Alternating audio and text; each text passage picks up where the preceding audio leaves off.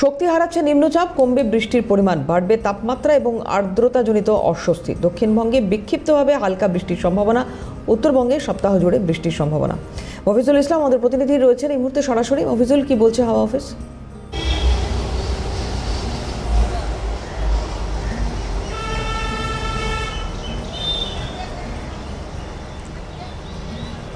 দেখো, আলিপুর আবহাওয়া দপ্তরের তরফ থেকে যে পূর্বাভাস ইতিমধ্যেই দেওয়া হয়েছে তাতে বলা হচ্ছে আজকে থেকে দক্ষিণবঙ্গে বৃষ্টির পরিমাণ কমবে এবং তার সঙ্গে সঙ্গে তাপমাত্রা বাড়বে এবং আর্দ্রতাজনিত অস্বস্তি কিন্তু বাড়বে।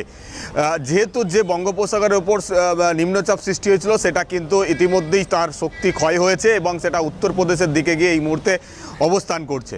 তবে দক্ষিণবঙ্গে একটি মৌসুমি অক্ষরেখা যেটা পুরুলিয়া থেকে কাঁথি পর্যন্ত বিস্তৃত রয়েছে বঙ্গোপসাগরের ওপরে, সে তার প্রভাবে উপকূলবর্তী জেলাগুলোতে বিক্ষিপ্তভাবে বৃষ্টিপাত হতে পারে, এমনটা কিন্তু পূর্বাভাসে বলা হয়েছে। যেমন তার মধ্যে দক্ষিণ চব্বিশ পরগনা, 2 মেদিনীপুরে যেমন বৃষ্টি হওয়ার একটা প্রবল সম্ভাবনার কথা বলা হচ্ছে। তার পাশাপাশি অন্যান্য জেলাগুলোতে বিক্ষিপ্তভাবে বজ্রবিদ্যুৎ সহ কয়েক ফোঁসলা বৃষ্টি হতে পারে, এমনটাই কিন্তু বলা হয়েছে।